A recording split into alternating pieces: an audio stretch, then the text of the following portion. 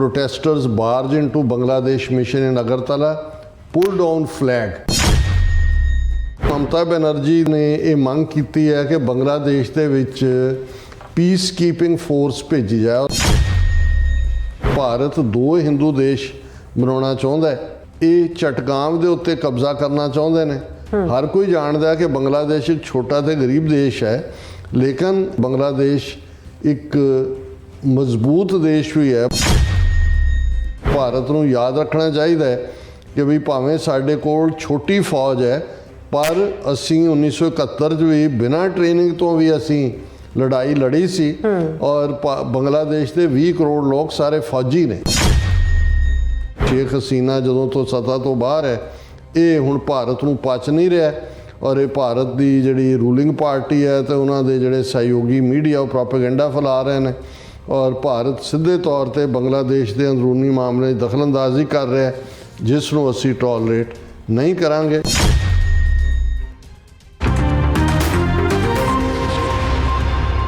Viewers welcome back on programme. So viewers, Bharat ਤੇ ਬੰਗਲਾਦੇਸ਼ ਦੇ ਬਾਰੇ ਨਾਲ ਗੱਲਬਾਤ ਕਰਨ ਜਾ ਰਹੇ ਹਾਂ ਕਿ ਭਾਰਤ ਵੱਲੋਂ ਬੰਗਲਾਦੇਸ਼ ਦੀ ਅੰਤਰਮ ਸਰਕਾਰ ਨੂੰ ਅਸਥਿਰ ਕਰਨ ਲਈ ਪੂਰੀਆਂ ਸਾਜ਼ਿਸ਼ ਜਿਹੜੀਆਂ ਨੇ ਉਹ ਰਚੀਆਂ ਜਾ ਰਹੀਆਂ ਨੇ ਔਰ ਕਦੇ ਬੰਗਲਾਦੇਸ਼ ਦੇ ਹਿੰਦੂਆਂ ਦੀ ਸੁਰੱਖਿਆ ਦੇ ਮੁੱਦੇ ਨੂੰ ਉਭਾਰਿਆ ਜਾ ਰਿਹਾ ਹੈ ਅਤੇ ਕਦੇ ਸ਼ੇਖ ਹਸੀਨਾ ਦੀ ਬਿਆਨਬਾਜ਼ੀ ਜਿਹੜੀ ਆ ਕਰਵਾਈ ਜਾ ਰਹੀ ਹੈ।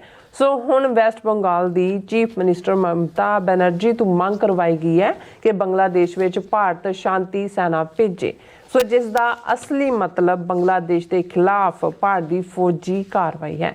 ਸੋ ਇਸ ਬਾਰੇ ਆਪਾਂ ਗੱਲਬਾਤ ਕਰਨ ਜਾ ਰਹੇ ਹਾਂ। ਸੋ ਅਸੀਂ ਚਾਹਾਂਗੇ ਕਿ ਤੁਸੀਂ ਇਸੇ ਤਰ੍ਹਾਂ ਬਣੇ ਰਹਿਣਾ। ਦੇਖਣ ਸੁਣਨ ਲਈ ਜਾਂ ਲਿਖਣ ਲਈ ਤੁਹਾਡਾ ਸਭ ਦਾ ਬਹੁਤ ਬਹੁਤ ਸ਼ੁਕਰੀਆ ਜੀ। ਡਾਕਟਰ ਸਾਹਿਬ ਕੀ ਕਹਿਣਾ ਚਾਹੋਗੇ?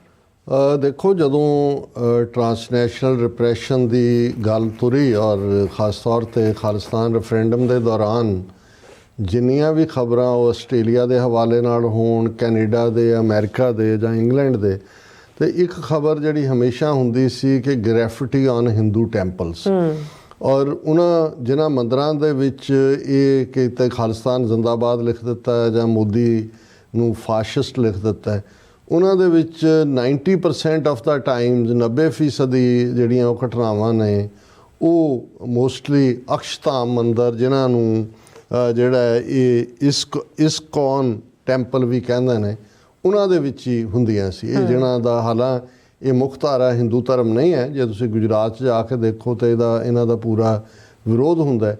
ਪਰ ਮੇਰਾ ਇਹ ਮੰਨਣਾ ਰਿਹਾ ਸ਼ੁਰੂ ਤੋਂ ਹੀ, ਅਸੀਂ ਕੁਛ ਪ੍ਰੋਗਰਾਮਾਂ 'ਚ ਵੀ ਜ਼ਿਕਰ ਕੀਤਾ ਕਿ ਵੀ ਇਹ ਜਿਹੜੇ ਅਕਸ਼ਧਾਮ ਮੰਦਰ ਨੇ, ਇਸਕੌਨ ਕਰਕੇ ਵੀ ਇਹਨਾਂ ਨੂੰ ਕਿਹਾ ਜਾਂਦਾ ਹੈ, ਇਹ ਇਹਨਾਂ ਦੇ ਰਾਹ ਦੇ ਹੈੱਡਕੁਆਟਰ ਨੇ ਔਰ ਇਹਨਾਂ ਦੇ ਜਿਹੜੇ ਆਪਰੇਸ਼ਨ ਨੇ ਜਿਸ ਲੈਵਲ ਦੇ ਉੱਤੇ ਦੁਨੀਆ ਭਰ 'ਚ ਜਿੰਨੇ ਵੱਡੇ ਵੱਡੇ ਬਣਾਏ ਨੇ, ਉਹ ਜਿਹੜੀ ਇਹਨਾਂ ਦੀ ਏਜੰਸੀ ਰਾਹ ਹੈ, ਇਹਨਾਂ ਰਾਹੀਂ ਹੀ ਆਪਰੇਟ ਕਰਦੀ ਹੈ। ਸੋ ਇਸ ਕਿਸਮ ਦਾ ਹੀ ਜਿਹੜਾ ਇਸ ਮੰਦਰ ਨਾਲ ਸੰਬੰਧਿਤ ਇੱਕ ਜਿਹੜਾ ਉਹਨਾਂ ਦਾ ਲੀਡਰ ਬੰਗਲਾਦੇਸ਼ ਦੇ ਵਿੱਚ, ਜਿਸ ਦਾ ਨਾਂ ਚਿਨਮੇ ਕ੍ਰਿਸ਼ਨ ਦਾਸ, ਜਿਹਨੇ ਉੱਥੇ ਦੰਗੇ ਭੜਕਾਉਣ ਦੇ ਵਿੱਚ ਮਦਦ ਕੀਤੀ, ਉਸ ਨੂੰ ਉਹਨਾਂ ਨੇ ਫੜਿਆ ਬੰਗਲਾਦੇਸ਼ ਵਾਲਿਆਂ ਨੇ ਔਰ ਅਰੈਸਟ ਉਸ ਦੇ ਉੱਤੇ ਇੰਡੀਆ ਨੇ ਬਹੁਤ ਬਾਵੇਲਾ ਕੀਤਾ ਕਿ ਜੀ ਦੇਖੋ ਹਿੰਦੂਆਂ ਨੂੰ ਵੀ ਮਾਰ ਰਹੇ ਨੇ, ਹਿੰਦੂ ਲੀਡਰ ਨੂੰ ਫੜ ਰਿਹਾ। ਫਿਰ ਜੋ ਉਹਨੂੰ ਢਾਕਾ ਏਅਰਪੋਰਟ ਦੇ ਉੱਤੇ ਫੜਿਆ ਗਿਆ ਔਰ ਜਦੋਂ ਇਸ ਦੇ ਜਵਾਬ ਦੇ ਵਿੱਚ ਉਹਨਾਂ ਨੇ ਫਿਰ ਬੰਗਲਾਦੇਸ਼ ਨੇ ਕਿਹਾ ਕਿ ਭਾਈ ਇਹ ਜਿਹੜਾ ਰਾਈਟਿੰਗ ਦੇ ਲਈ ਔਰ ਕਿਉਂਕਿ ਹੁਣ ਜੋ ਤਬਦੀਲੀ ਬੰਗਲਾਦੇਸ਼ ਦੇ ਵਿੱਚ ਹੋਈ, ਇੱਕ ਪਾਸੇ ਤਾਂ ਇੰਡੀਆ ਨੇ ਸ਼ੇਖ ਹਸੀਨਾ ਨੂੰ ਬਿਠਾ ਕੇ ਉਸ ਤੋਂ ਬਿਆਨਬਾਜ਼ੀਆਂ ਕਰਵਾਈਆਂ ਜਾ ਰਹੀਆਂ, ਜਦੋਂ ਕਿ ਉਹਨੂੰ ਫਿਨਲੈਂਡ ਔਰ ਇੰਗਲੈਂਡ ਔਰ ਦੂਜੇ ਸਭ ਨੇ ਉਹਦੇ ਵੀਜ਼ੇ ਕੈਂਸਲ ਕਰਤੇ। ਉਹਨਾਂ ਨੂੰ ਪਤਾ ਹੈ ਕਿ ਆਲਰੇਡੀ ਜਿਹੜਾ ਉਹਨਾਂ ਦਾ ਬੰਗਲਾਦੇਸ਼ ਦਾ ਖਾਸ ਤੌਰ 'ਤੇ ਜੈਨੋਸਾਈਡ ਦੇ ਉੱਤੇ ਕਮਿਸ਼ਨ ਹੈ, ਉਹ ਉਹਨੂੰ ਇਨਵੈਸਟੀਗੇਟ ਕਰ ਰਿਹਾ। ਆਲਰੇਡੀ ਬੰਗਲਾਦੇਸ਼ ਦੇ ਮੁਹੰਮਦ ਯੂਨਸ ਜਿਹੜੇ ਇੰਟਰਿਮ ਪ੍ਰੈਜ਼ੀਡੈਂਟ ਨੇ, ਉਹਨਾਂ ਨੇ ਇੰਡੀਆ ਤੋਂ ਮੰਗ ਕੀਤੀ ਹੈ ਐਕਸਟ੍ਰੈਡੀਸ਼ਨ ਦੀ, ਫਾਰਮਲ ਕਾਰਵਾਈ ਉਹ ਪਾਉਣਗੇ। ਪਰ ਸ਼ੇਖ ਹਸੀਨਾ ਭਾਰਤ 'ਚ ਬੈਠ ਕੇ ਪੂਰਾ ਬੰਗਲਾਦੇਸ਼ ਦੇ ਖਿਲਾਫ ਜਿਹੜੀ ਤੇਰੇ ਇਸ ਵੇਲੇ ਕਾਬਜ਼ ਹੈ ਉਹ ਪੂਰਾ ਮੁਹਿੰਮ ਚਲਾ ਰਹੀ ਹੈ। ਦੂਸਰੇ ਪਾਸੇ ਇੰਟਰਨੈਸ਼ਨਲੀ ਇਹਨਾਂ ਨੇ ਇੰਨਾ ਰੌਲਾ ਪਾਇਆ ਕਿ ਜੀ ਬੰਗਲਾਦੇਸ਼ ਦੇ ਵਿੱਚ ਹਿੰਦੂਆਂ ਦੇ ਉੱਤੇ ਹਮਲੇ ਹੋ ਰਹੇ ਨੇ, ਇਹ ਉਹ ਕਿ ਈਵਨ ਪ੍ਰੈਜ਼ੀਡੈਂਟ ਟਰੰਪ ਚੋਣ ਤੋਂ ਪਹਿਲਾਂ ਦੀਵਾਲੀ ਫੰਕਸ਼ਨ ਦੇ ਉੱਤੇ ਉਦੋਂ ਤੋਂ ਵੀ ਬਿਆਨ ਦਵਾ ਦਿੱਤਾ ਕਿ ਜੀ ਇਹ ਜਿਹੜੇ ਲੈਫਟ ਵਿੰਗਰ ਨੇ ਔਰ ਦੂਸਰੇ ਨੇ ਕਰ ਰਹੇ ਨੇ, ਮੈਂ ਹਿੰਦੂਆਂ ਦੀ ਰੱਖਿਆ ਕਰਾਂਗਾ, ਬੰਗਲਾਦੇਸ਼ ਹਿੰਦੂਆਂ ਦੇ ਨਾਲ ਜ਼ਿਆਦਤੀਆਂ ਹੋ ਰਹੀਆਂ ਇਹ ਔਰ ਉਹਦੇ ਨਾਲ ਹੀ ਇਹ ਜਿਹੜਾ ਇਸਕੌਨ ਲੀਡਰ ਹੈ ਜਿਨ੍ਹਾਂ ਨੇ ਕ੍ਰਿਸ਼ਨ ਦਾਸ, ਉਸ ਦੀ ਗ੍ਰਿਫਤਾਰੀ ਨੂੰ ਵੀ ਇਹਨਾਂ ਨੇ ਬੜਾ ਵੱਡਾ ਬਣਾ ਕੇ ਪੇਸ਼ ਕੀਤਾ। ਹੁਣ ਇਕੱਲਾ ਇਹ ਨਹੀਂ ਹੈ ਵੀ ਪੂਰਾ ਲਗਾਤਾਰਤਾ ਨਾਲ ਇੰਟਰਨੈਸ਼ਨਲੀ ਪ੍ਰਚਾਰ ਕਰ ਰਹੇ ਨੇ ਜੀ ਹਿੰਦੂਆਂ ਨਾਲ ਬਹੁਤ ਧੱਕਾ ਹੋ ਰਿਹਾ, ਬਹੁਤ ਧੱਕਾ ਹੋ ਰਿਹਾ। ਹੁਣ ਈਵਨ ਅੱਜ ਦੀ ਇਹ ਖਬਰ ਹੈ ਵੀ ਅਗਰਤਲਾ ਭਾਰਤ ਦਾ ਸੂਬਾ ਤ੍ਰਿਪੁਰੇ ਦੀ ਰਾਜਧਾਨੀ ਹੈ, ਉਹਦੇ 'ਚ ਜਿਹੜਾ ਬੰਗਲਾਦੇਸ਼ ਮਿਸ਼ਨ ਹੈ ਉਸ ਦੇ ਵਿੱਚ ਜਿਹੜੇ ਨੇ ਬਹੁਤ ਸਾਰੇ ਹਿੰਦੂ ਤੋਂ ਵੀ ਵੜ ਗਏ। ਉਹਨਾਂ ਨੇ ਬੰਗਲਾਦੇਸ਼ ਦਾ ਝੰਡਾ ਲਾ ਕੇ ਜਿਹੜਾ ਹੈ ਉਹ ਉੱਥੇ ਹਿੰਦੂਤਵਾ ਦੇ ਨਾਅਰੇ ਲਾਏ ਔਰ ਇਹਨਾਂ ਦੇ ਆਪਣੇ ਮੀਡੀਆ ਦੀ ਖਬਰ ਹੈ ਪ੍ਰੋਟੈਸਟਰਸ ਬਾਰਜ ਇਨਟੂ ਬੰਗਲਾਦੇਸ਼ ਮਿਸ਼ਨ ਇਨ ਅਗਰਤਲਾ, ਪੁੱਲ ਡਾਊਨ ਫਲੈਗ। ਉਹਨਾਂ ਦਾ ਬੰਗਲਾਦੇਸ਼ ਦਾ ਝੰਡਾ ਲਾ ਕੇ ਉਹਨਾਂ ਨੇ ਬੜੀ ਭੜਕਾਊ ਬਿਆਨਬਾਜ਼ੀ ਕੀਤੀ ਔਰ ਇਹ ਸਾਰੇ ਦੇ ਉੱਤੇ ਜਿਹੜਾ ਉਹਨਾਂ ਨੇ ਅਸਿਸਟੈਂਟ ਹਾਈ ਕਮਿਸ਼ਨਰ ਅਗਰਤਲਾ ਉਸ ਨੂੰ ਹਾਰਮ ਕਰਨ ਦੀ ਕੋਸ਼ਿਸ਼ ਕੀਤੀ। ਇਸ 'ਤੇ ਭਾਵੇਂ ਇੰਡੀਆ ਨੇ ਕਿਹਾ ਕਿ ਜੀ ਅਸੀਂ ਰਿਗਰੈਟ ਕਰਦੇ ਹਾਂ, ਅਸੀਂ ਇਨਵੈਸਟੀਗੇਟ ਕਰ ਰਹੇ ਹਾਂ, ਅਸੀਂ ਫਲਾਣਾ ਢਿਮਕਾ ਕਰ ਰਹੇ ਹਾਂ, ਪਰ ਗੱਲ ਇੱਥੇ ਨਹੀਂ ਹੈ। ਅੱਜ ਹਾਲਾਂ ਜਦੋਂ ਅਸੀਂ ਮਮਤਾ ਬੈਨਰਜੀ ਦੀ ਗੱਲ ਕਰਦੇ ਹਾਂ ਅਸੀਂ ਐਡਮਾਇਰਿੰਗ ਹੁੰਦੇ ਹਾਂ ਕਿ ਵੀ ਉਹ ਘੱਟੋ ਘੱਟ ਹਿੰਦੂਤਵਾ ਦੀ ਆਈਡੀਓਲੋਜੀ ਦੇ ਖਿਲਾਫ ਖੜ੍ਹਦੀ ਹੈ। ਹਾਲਾਂ ਅੰਦਰੂਨੀ ਤੌਰ 'ਤੇ ਕੀ ਹੈ ਕੀ ਨਹੀਂ ਇਹ ਤਾਂ ਬਾਅਦ 'ਚ ਹੀ ਸਾਹਮਣੇ ਆਉਂਦਾ। ਹੁਣ ਸਾਹਮਣੇ ਆ ਰਿਹਾ ਵੀ ਸੁਪਰੀਮ ਕੋਰਟ ਦਾ ਚੀਫ ਜਸਟਿਸ ਚੰਦਰਚੂੜ ਕਿਸ ਹੱਦ ਤੱਕ ਜਾ ਕੇ ਉਹਨੇ ਕਿਸ ਕਿਸਮ ਦੇ ਫੈਸਲੇ ਦਿੱਤੇ ਔਰ ਕਿਵੇਂ ਜਿਹੜੀ ਜਿਸ ਬਾਰੇ ਜਿਵੇਂ 1991 ਦਾ ਐਕਟ ਸੀ ਜਿਹਦੇ ਥੱਲੇ 1947 'ਚ ਜਿਹੜੀ ਵੀ ਮਸੀਤ, ਮੰਦਰ, ਗੁਰਦੁਆਰਾ, ਚਰਚ, ਗਿਰਜਾ, ਸਿਨਾਗੋਗ ਜਿਵੇਂ ਖੜੇ ਸੀ ਉਵੇਂ ਹੀ ਰਹਿਣਗੇ। ਇਸ ਤੋਂ ਬਿਯੋਂਡ ਬਾਬਰੀ ਮਸਜਿਦ ਢਾਹਣ ਤੋਂ ਬਾਅਦ 1991 ਦੇ ਵਿੱਚ ਇਹ ਐਕਟ ਪਾਸ ਕੀਤਾ ਗਿਆ ਸੀ।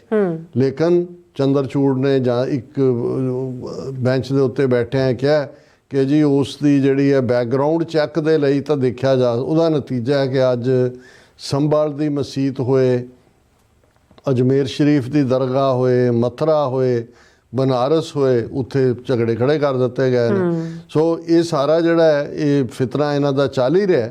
ਲੇਕਿਨ ਦੂਸਰੇ ਪਾਸੇ ਮਮਤਾ ਬੈਨਰਜੀ ਦਾ ਇਹ ਕਹਿਣਾ ਕਿ ਜੀ ਉਹਨਾਂ ਨੇ ਇਹ ਮੰਗ ਕੀਤੀ ਹੈ ਕਿ ਬੰਗਲਾਦੇਸ਼ ਦੇ ਵਿੱਚ ਪੀਸ ਕੀਪਿੰਗ ਫੋਰਸ ਭੇਜੀ ਜਾਏ ਔਰ ਉਹਨੇ ਵਿਧਾਨ ਸਭਾ ਦੇ ਵਿੱਚ ਆਪਣੇ ਸੰਬੋਧਨ ਦੇ ਵਿੱਚ ਕਿਹਾ ਕਿ ਬੰਗਲਾਦੇਸ਼ ਦੇ ਮੌਜੂਦਾ ਹਾਲਤਾਂ ਦੇ ਮੱਦੇ ਨਜ਼ਰ ਉੱਥੇ ਸ਼ਾਂਤੀ ਸੈਨਾ ਭੇਜੀ ਜਾਣੀ ਚਾਹੀਦੀ। ਹੁਣ ਇਹ ਸ਼ਾਂਤੀ ਬਹੁਤਿਆਂ ਨੂੰ ਯਾਦ ਹੋਏਗਾ ਵੀ ਜਦੋਂ ਇਹਨਾਂ ਨੇ ਸਮਝੌਤਾ ਕਰ ਲਿਆ ਸ੍ਰੀਲੰਕਾ ਸਰਕਾਰ ਨਾਲ, ਪ੍ਰਭਾਕਰਨ ਨੂੰ ਕਿਹਾ ਕਿ ਜੀ ਤੂੰ ਹਥਿਆਰ ਸੁੱਟ ਦੇ, ਉਹਨੇ ਕਿਹਾ ਕੋਈ ਨਹੀਂ ਮੈਂ ਜਾ ਕੇ ਤੁਹਾਨੂੰ ਦੱਸਦਾ। ਤੇ ਇਹਨਾਂ ਨੇ IPKF Indian piece keeping force ਦੇ ਨਾਂ ਥੱਲੇ ਆਪਣੀ ਫੌਜ ਭੇਜੀ। ਉਹਦਾ ਫਿਰ ਕੀ ਹਸ਼ਰ ਕੀਤਾ ਉਹਨਾਂ ਤਮਿਲਾਂ ਨੇ ਔਰ ਸਿਹਾਲੀਆਂ ਨੇ ਰਲ ਕੇ, ਉਹ ਇੱਕ ਆਪਣੇ ਆਪ ਦੇ ਵਿੱਚ ਇੱਕ ਹਿਸਟਰੀ ਹੈ। ਪਰ ਹੁਣ ਜੇ ਇਸ ਲੈਵਲ ਦੇ ਉੱਤੇ ਇੱਕ ਇੰਡੀਪੈਂਡੈਂਟ ਸੋਵਰਨ ਮੁਲਕ ਉਸ ਦੇ ਵਿੱਚ ਫੌਜ ਭੇਜਣ ਦੀ ਗੱਲ ਉਸ ਸੂਬੇ ਦੇ ਨਾਲ, ਕਿਉਂਕਿ ਸਭ ਤੋਂ ਜ਼ਿਆਦਾ ਬਾਰਡਰ ਤਾਂ ਲੱਗਦਾ ਹੀ ਵੈਸਟ ਬੰਗਾਲ ਦਾ ਹੈ, ਵੀ ਉਹ ਮੰਗ ਕਰ ਰਹੀ ਹੈ, ਫਿਰ ਇਸ ਤੋਂ ਅਸੀਂ ਅੰਦਾਜ਼ਾ ਲਾ ਸਕਦੇ ਹਾਂ ਕਿ ਵੀ ਇਹ ਕੀ ਸੋਚ ਰਹੇ ਨੇ ਜਾਂ ਮਮਤਾ ਬੈਨਰਜੀ ਨੂੰ ਇਹ ਬਿਆਨ ਦੇਣ ਦੀ ਕੀ ਲੋੜ ਪਈ ਜਦੋਂ ਕਿ ਇਹ ਮਹਿਕਮਾ ਵੀ ਸੈਂਟਰ ਦੇ ਥੱਲੇ ਆਉਂਦਾ ਹੈ ਕਿ ਬਈ ਗਵਾਂਢੀ ਮੁਲਕਾਂ ਨਾਲ ਕਿਵੇਂ ਡੀਲ ਕਰਨਾ। ਔਰ ਹਾਲਾਂ ਇਸ ਦੇ ਉੱਤੇ ਬੰਗਲਾਦੇਸ਼ ਸਰਕਾਰ ਨੇ ਆਪਣਾ ਜਿਹੜਾ ਪ੍ਰਤੀਕਰਮ ਦਿੱਤਾ, ਉਹਨਾਂ ਨੇ ਕਿਹਾ ਜੀ ਅਸੀਂ ਇਸ ਬਿਆਨ ਨੂੰ ਇੱਕ ਸਿਆਸੀ ਟਿੱਪਣੀ ਦੇਖਦੇ, ਪਰ ਸਾਨੂੰ ਸਮਝ ਨਹੀਂ ਆ ਰਿਹਾ ਵੀ ਉਹਨਾਂ ਨੇ ਬਿਆਨ ਕਿਉਂ ਦਿੱਤਾ ਹੈ। ਤੌਹੀਦ ਹੁਸੈਨ ਨੇ ਕਿਹਾ ਕਿ ਇਹ ਇੱਕ ਸਿਆਸੀ ਟਿੱਪਣੀ ਹੈ, ਰਾਜਨੀਤਿਕ ਲੋਕ ਹਮੇਸ਼ਾ ਆਪਣੇ ਮੁਫਾਦ ਲਈ ਦੇਖਦੇ ਨੇ।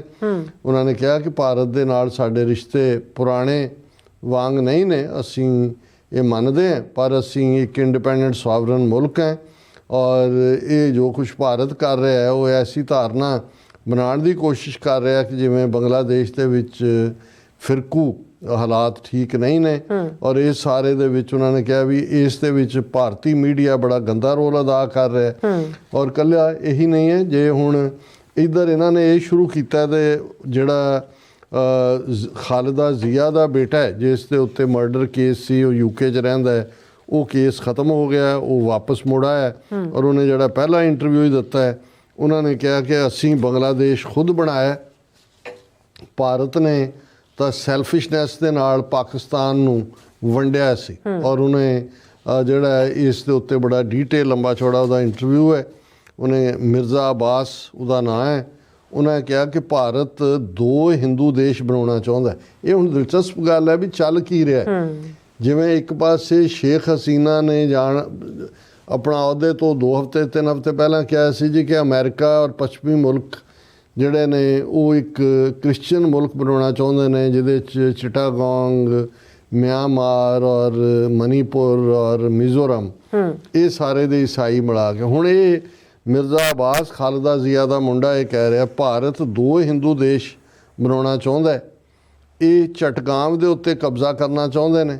ਹਰ ਕੋਈ ਜਾਣਦਾ ਕਿ ਬੰਗਲਾਦੇਸ਼ ਇੱਕ ਛੋਟਾ ਤੇ ਗਰੀਬ ਦੇਸ਼ ਹੈ, ਲੇਕਿਨ ਇਹ ਨਹੀਂ ਭੁੱਲਣਾ ਚਾਹੀਦਾ ਕਿ ਬੰਗਲਾਦੇਸ਼ ਇੱਕ ਮਜ਼ਬੂਤ ਦੇਸ਼ ਵੀ ਹੈ। ਭਾਰਤ ਨੂੰ ਯਾਦ ਰੱਖਣਾ ਚਾਹੀਦਾ ਹੈ ਕਿ ਵੀ ਭਾਵੇਂ ਸਾਡੇ ਕੋਲ ਛੋਟੀ ਫੌਜ ਹੈ, ਪਰ ਅਸੀਂ 1971 'ਚ ਵੀ ਬਿਨਾਂ ਟ੍ਰੇਨਿੰਗ ਤੋਂ ਵੀ ਅਸੀਂ ਲੜਾਈ ਲੜੀ ਸੀ ਔਰ ਬੰਗਲਾਦੇਸ਼ ਦੇ 20 ਕਰੋੜ ਲੋਕ ਸਾਰੇ ਫੌਜੀ ਨੇ। ਇਹ ਹੁਣ ਮਮਤਾ ਬੈਨਰਜੀ ਦਾ ਜਿਹੜਾ ਬਿਆਨ ਹੈ ਕਿ ਜੀ ਉੱਥੇ ਫੌਜ ਭੇਜੋ ਪੀਸ ਕੀਪਿੰਗ, ਉਹਦਾ ਜਵਾਬ ਹੈ ਕਿ ਵੀ ਇਹ ਨਾ ਸਮਝਣਾ ਕਿ ਵੀ ਸਾਡੀ ਫੌਜ ਘੱਟ ਹੈ, ਸਾਡੇ 20 ਕਰੋੜ ਲੋਕ ਹੀ ਫੌਜੀ ਨੇ।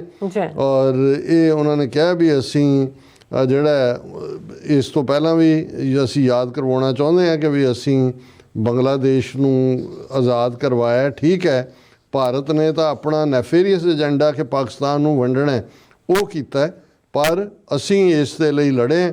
ਔਰ ਉਹਨਾਂ ਨੇ ਕਿਹਾ ਕਿ ਵੀ ਇਹ ਸ਼ੇਖ ਹਸੀਨਾ ਜਦੋਂ ਤੋਂ ਸੱਤਾ ਤੋਂ ਬਾਹਰ ਹੈ, ਇਹ ਹੁਣ ਭਾਰਤ ਨੂੰ ਪਚ ਨਹੀਂ ਰਿਹਾ ਔਰ ਇਹ ਭਾਰਤ ਦੀ ਜਿਹੜੀ ਰੂਲਿੰਗ ਪਾਰਟੀ ਹੈ ਤੇ ਉਹਨਾਂ ਦੇ ਜਿਹੜੇ ਸਹਿਯੋਗੀ ਮੀਡੀਆ ਉਹ ਪ੍ਰੋਪੇਗੈਂਡਾ ਫੈਲਾ ਰਹੇ ਨੇ ਔਰ ਭਾਰਤ ਸਿੱਧੇ ਤੌਰ 'ਤੇ ਬੰਗਲਾਦੇਸ਼ ਦੇ ਅੰਦਰੂਨੀ ਮਾਮਲੇ 'ਚ ਦਖਲਅੰਦਾਜ਼ੀ ਕਰ ਰਿਹਾ, ਜਿਸ ਨੂੰ ਅਸੀਂ ਟੋਲਰੇਟ ਨਹੀਂ ਕਰਾਂਗੇ। ਔਰ ਇਸ ਉਹਨਾਂ ਨੇ ਕਿਹਾ ਕਿ ਭਾਈ ਇਹ ਸ਼ੇਖ ਹਸੀਨਾ ਦੇ ਜਾਣ ਤੋਂ ਬਾਅਦ ਬੰਗਲਾਦੇਸ਼ ਹਰ ਨਸਲ ਧਰਮ ਜਾਤ ਦੇ ਲੋਕ ਚੈਨ ਦਾ ਸਾਹ ਲੈ ਰਹੇ ਨੇ, ਲੇਕਿਨ ਭਾਰਤ ਦੀ ਸਰਕਾਰ ਦੀ ਜਿਹੜੀ ਢਿੱਡ ਪੀੜ ਹੈ ਉਹ ਵਧੀ ਹੋਈ ਹੈ। ਔਰ ਕਿਉਂਕਿ ਸ਼ੇਖ ਹਸੀਨਾ ਇੱਕ ਤਾਨਾਸ਼ਾਹ ਸੀ, ਭਾਰਤ ਦੇ ਕੰਟਰੋਲ 'ਚ ਸੀ, ਭਾਰਤ ਖੁਸ਼ ਸੀ। ਹੁਣ ਕਿਉਂਕਿ ਬੰਗਲਾਦੇਸ਼ ਦੇ ਲੋਕ ਜਮਹੂਰੀ ਤਰੀਕੇ ਦੇ ਨਾਲ ਜਿਹੜਾ ਉਹ ਆਪਣੇ ਮਾਮਲਿਆਂ ਨੂੰ ਨਜਿੱਠ ਰਹੇ ਨੇ ਔਰ ਇਸ ਦੀ ਜਿਹੜੀ ਹੈ ਉਹਨਾਂ ਨੂੰ ਬਹੁਤ ਤਕਲੀਫ ਹੈ। ਔਰ ਉਹਨਾਂ ਨੇ ਕਿਹਾ ਕਿ ਵੀ ਇਹ ਜਿਹੜੇ ਭਾਰਤ ਦੇ ਪੂਰਬ ਉੱਤਰ ਦੇ ਵਿੱਚ 7 ਰਾਜ ਨੇ, ਅਰੁਣਾਚਲ, ਅਸਮ, ਮਣੀਪੁਰ, ਨਾਗਾਲੈਂਡ, ਮੇਘਾਲਿਆ, ਮਿਜ਼ੋਰਮ ਅਤੇ ਤ੍ਰਿਪੁਰਾ, ਇਹਨਾਂ ਦੇ ਵਿੱਚ ਜਿਹੜੀ ਹੈ ਹਥਿਆਰਬੰਦ ਸੰਘਰਸ਼ ਦੀ ਸਮੱਸਿਆ ਹੈਗੀ ਹੈ ਔਰ ਇਹ ਬੰਗਲਾਦੇਸ਼ ਨੂੰ ਇਸਤੇਮਾਲ ਕਰਦੇ ਰਹੇ ਨੇ ਉਹਨਾਂ ਨੂੰ ਸੁਪਰੈਸ ਕਰਨ ਦੇ ਲਈ। ਹੁਣ ਉਹਨਾਂ ਨੂੰ ਲੱਗਦਾ ਹੈ ਕਿ ਭਾਈ ਅਸੀਂ ਜਿਹੜਾ ਇਹਨੂੰ 8th ਸਿਸਟਰ ਬਣਾ ਲਈਏ, ਬੰਗਲਾਦੇਸ਼ ਨੂੰ 8ਵਾਂ ਆਪਣਾ ਔਰ ਇਹਨੂੰ ਜੁਆਇਨ ਕਰਵਾਈ। ਸੋ ਮੈਨੂੰ ਇਹ ਨਜ਼ਰ ਆ ਰਿਹਾ ਵੀ ਆਉਣ ਵਾਲੇ ਦਿਨਾਂ ਦੇ ਵਿੱਚ ਇਹ ਜਿਹੜਾ ਟਕਰਾਅ ਹੈ ਭਾਰਤ ਔਰ ਬੰਗਲਾਦੇਸ਼ ਦਾ ਹੋਰ ਵੀ ਗੰਭੀਰ ਰੁਖ ਅਖਤਿਆਰ ਕਰ ਸਕਦਾ ਹੈ। ਜੀ ਰਾਸਾ, ਤੁਹਾਡਾ ਬਹੁਤ ਬਹੁਤ ਧੰਨਵਾਦ। ਸਾਥ ਲੈਣੇ ਬ੍ਰੇਕ। ਵਿਊਅਰਸ ਤੁਸੀਂ ਇਸੇ ਤਰ੍ਹਾਂ ਬਣੇ ਰਹਿਣਾ, ਮਿਲਦੇ ਹਾਂ ਆਫਟਰ ਦਿਸ ਸ਼ਾਰਟ ਬ੍ਰੇਕ।